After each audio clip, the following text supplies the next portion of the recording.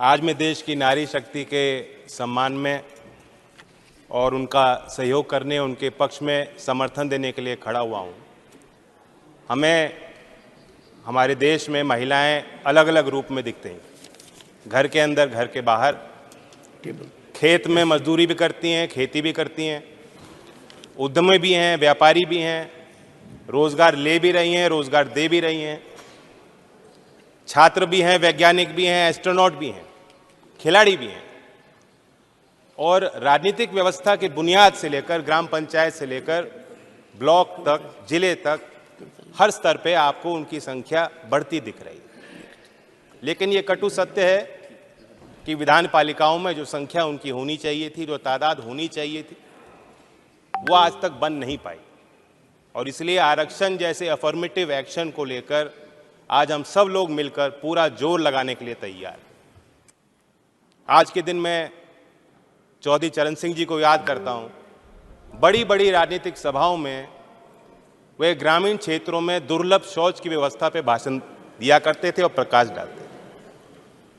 आज जातियों में इतने संबंधों में कट्टरता बनती जा रही, वो अंतर्जातीय विवाह के पक्षधर बनकर लोगों को जोड़ने की बात करते। क्यों? क्योंकि वे चाहते थे कि समाज बदले। उनके ज़माने में और आज तक बहुत चीज़ें हो गई हैं, बहुत चीज़ बदल चुकी हैं, लेकिन आगे का रास्ता भी बहुत लंबा है।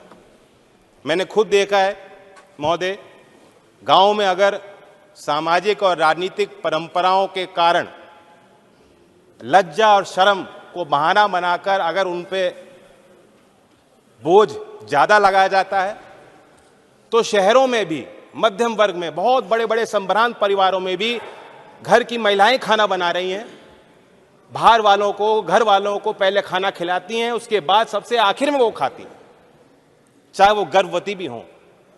और आप समझ सकते हैं कि अगर मां आखिर में अपने पोषण का ध्यान रखेगी, उसका प्रभाव आने वाली पीढ़ी पे पड़ता है। और इसलिए गुजरात से भी ताज्जुब करने वाले आंकड़े आते हैं, बहुत निराश करने वाले आंकड़े आते हैं जब कुपोषण की हम बात करते हैं। महिलाओं के खिलाफ अपराध नहीं रुक रहे, लाख प्रयासों के बाद नहीं रुक पा रहे। यह हैवानियत क्यों है?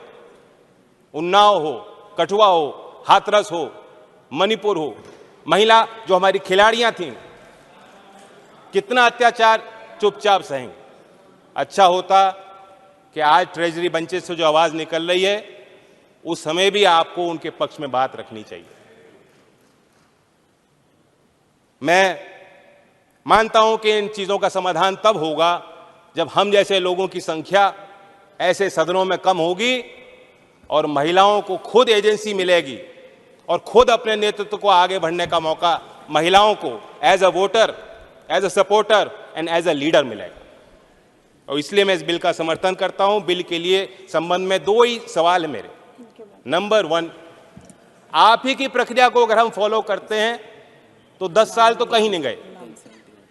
तो जो चीज 2034 तक शायद आनी है, उसके लिए ये जल्दबाजी क्यों? स्पेशल सेशन होगा, पहले बताया नहीं जाएगा क्या बिल है, और उसके बाद जल्दबाजी में ये लो बिल और पास करो। क्या मजबूरी है? विंटर सेशन में भी ला सकते थे। कल गृह मंत्री अमित शाह जी ने लोकसभा में कहा कि हम ये जो आयोग बना रहे हैं, परिसीमन आयोग, ये जन सुनवाई करेगा। क्या महिलाओं को आरक्षण देने के लिए हमें जनसंख्या तलाशनी पड़ेगी? जिले जिले में जन सुनवाई करनी पड़ेगी? क्या आज भी महिलाओं को आगे आके गवाही देनी पड़ेगी कि हमें आरक्षण दो? फिर दोबारा मांग उठानी पड़ेगी, फिर दोबारा विरोध झेलना पड़ेगा? तो इसलिए परिसीमन आयोग की कहीं कोई आवश्यकता नहीं है। और मैं सवाल पूछता हूं कि जो माननीय देश के प्रधानमंत्री स्वर्गीय अटल बिहारी वाजपेयी जी के समय जो कानून आया था, जो प्रस्ताव आया था, जो प्रक्रिया थी, उस प्रक्रिया में क्या कमियां थी? बाकी आगे पीछे जो प्रस्ताव थे उन्हें भूल जाइए, आप वाजपेयी जी को क्यों भूल गए? तो सीधी बात है, लोग समझ गए हैं कि ये रोड़ा तैयार किया जा रहा है, ये अड़चनें तैयार की जा रही हैं। नीति तो ठीक हो सकती है, नीयत में कुछ खोट। आपने धूम पिक्चर देखी, उसके बाद धूम 2 आई, मुन्ना भाई आई, फिर आई लगे रहो मुन्ना भाई। कई बार होता है ना, पार्ट 1 पार्ट 2, उसी तरह से अच्छे दिन आई थे, अच्छे दिन आएंगे। लोग समझ गए अच्छे दिन आएंगे पार्ट 2 है और कुछ है नहीं।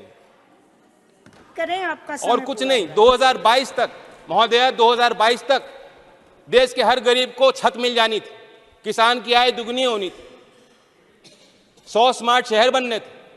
फिर कहा चिंता मत करो, अमृतकाल है, रुक जाओ। आज कल और परसों का हिसाब दीजिए। आज महिलाएं इंतजार क्यों करें बताइए? अगले चुनाव में आरक्षण क्यों नहीं दिया ये बताइए? ये सवाल सबके मन में है। और संत कबीर जी का एक दोहा दोहराता हूं कि आज कल काल करे सो आज कर, और आज करे सो अब, पल में प्रलय होगी, बहुरे करेगा कब। धन्यवाद।